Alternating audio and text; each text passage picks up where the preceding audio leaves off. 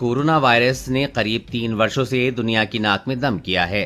Israeli वैज्ञानिकों की एक टीम ने एक ऐसी खोज की है जो अब इस वायरस की नाक में दम करने की क्षमता रखती है। 2 एंटीबॉडी स्पष्ट रूप से कोरोना वायरस के सभी ज्ञात रूपों को हानिकारक बना सकते हैं। वो वायरस के उस हिस्से से चिपक जाते हैं जो आज तक शायद ही उत्परिवर्तित हुआ है। 3 वर्ष पूर्व महामारी की शुरुआत के बाद से वायरस के बार बार ऐसे रूप सामने आए हैं जो टीकाकरण या संक्रमण के बाद मिलने वाली सुरक्षा भी चकमा दे जाते हैं। इजरायली राजधानी तेल अवीव के विश्वविद्यालय की नतालिया फ्रोएन के नेतृत्व में एक विशेषज्ञ टीम ने अब उन्हें निरस्त करने का उपाय ढूंढ निकाला है। इस टीम ने ऐसे कुछ चुने एंटीबॉडी रोग प्रतिकारक की पहचान की है जो कि कोरोना वायरस के उत्परिवर्तित वाले सभी ज्ञात रूपों को अच्छी तरह निष्क्रिय कर सकते हैं। कम्युनिकेशियस बायोलॉजी नाम की विज्ञान पत्रिका में प्रकाशित इस टीम के अध्ययन के अनुसार वसंत 2020 में SARS-CoV-2 से संक्रमित हुए पहले रोगियों में से कुछ सभी भी मूल वायरस के प्रति और काफी हद तक उसके नए उत्परिवर्तित स्वरूपों के प्रति प्रतिरक्षित हैं। समझा जाता है कि जिन लोगों के रक्त में कोरोना को हराने वाले शुरू के पहले संक्रमणों और रोगियों जैसे एंटीबॉडी होती हैं, उन्हें पुनः संक्रमित होने की चिंता बहुत कम ही होनी चाहिए। 9 एंटीबॉडी की पहचान हुई। विशेषज्ञों ने ऐसे लोगों के शरीर में प्राकृतिक संक्रमण से बने 9 एंटीबॉडी को पहचान कर अलग किया है और वायरस के विभिन्न नए स्वरूपों पर उनके असर का प्रयोगशाला में परीक्षण किया है।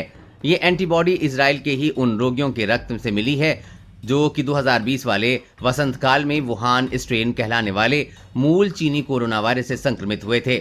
इजराइल में भी उस समय इस वायरस का प्रकोप तेजी से फैला था। प्रयोगशाला परीक्षणों में देखा गया है कि TAU1109 नाम वाले एंटीबॉडी ने कोरोना वायरस के डेल्टा संक्रमण को 90% तक और इस समय अपना प्रकोप दिखा रहे ओमिक्रॉन संक्रमण को 92% तक निष्क्रिय कर दिया। TU2310 नामक एक दूसरे एंटीबॉडी ने परीक्षणों में 97% डेल्टा वायरस और 84% ओमिक्रॉन वायरस को नष्ट कर दिया। वायरस के उत्परिवर्तनों की कमजोरी जानी। इन अवलोकनों से नतालिया फ्रोएन आश्वस्त हैं कि उन्होंने कोरोना वायरस के उत्परिवर्तनों की कमजोरी जान ली है। ये उत्परिवर्तन वायरस के तथाकथित स्पाइक प्रोटीन में होते हैं जिसकी सहायता से वायरस शरीर की कोशिकाओं पर ACE2 नाम के रेस्पिरेटर से होकर कोशिकाओं के भीतर घुसता है। कोशिकाओं के भीतर घुसकर वायरस अपने जीन उनके जीनों में इस तरह मिला देता है कि कोशिकाएं वायरस की क्लोनिंग करते हुए उसकी हूबहू नकलें बनाने लगती हैं। शरीर में वायरस की संख्या में दिन दूनी रात चौगनी बढ़ोतरी होने लगती है। इजराइल शोधकर्ता ने पाया है कि हर कोरोना वायरस मुख्य रूप से कोशिकाओं के ACE2 रेस्पिरेटर पर ही अपने स्पाइक प्रोटीन में उत्परिवर्तन करता है। इसलिए कोई एंटीबॉडी इस रेस्पिरेटर से जुड़कर उसे यदि अवरुद्ध कर दे तो वायरस का स्पाइक प्रोटीन काम नहीं कर पाएगा। तब वायरस भी अंततः निरापद हो जाएगा। नए खोजे गए ज्यादातर एंटीबॉडी कोरोना वायरस को हानिकारक बनाने के लिए ACE2 रेस्पिरेटर को ही चुनते हैं। वायरस के नए उत्परिवर्तित संक्रमण इसे पहचान नहीं पाते कि कोशिका के भीतर घुसने की ACE2 रेस्पिरेटर वाली उनकी पसंदीदा जगह को एक खास एंटीबॉडी ने छेक रखा है। स्पाइक प्रोटीन फ्रॉयड कहती हैं कि एंटीबॉडी TAU1109 और TAU2310 वायरस के स्पाइक प्रोटीन को एक ऐसी जगह पर रोकते हैं जो किसी कारण से शायद ही कभी उत्परिवर्तित होता है। इसलिए वो कई प्रकार के वायरसों से बचाव में मदद कर सकते हैं। इस खोज की पुष्टि इजराइल के बार इलान विश्वविद्यालय और सैन डिएगो के कैलिफोर्निया विश्वविद्यालय की प्रयोगशालाओं में भी की गई है।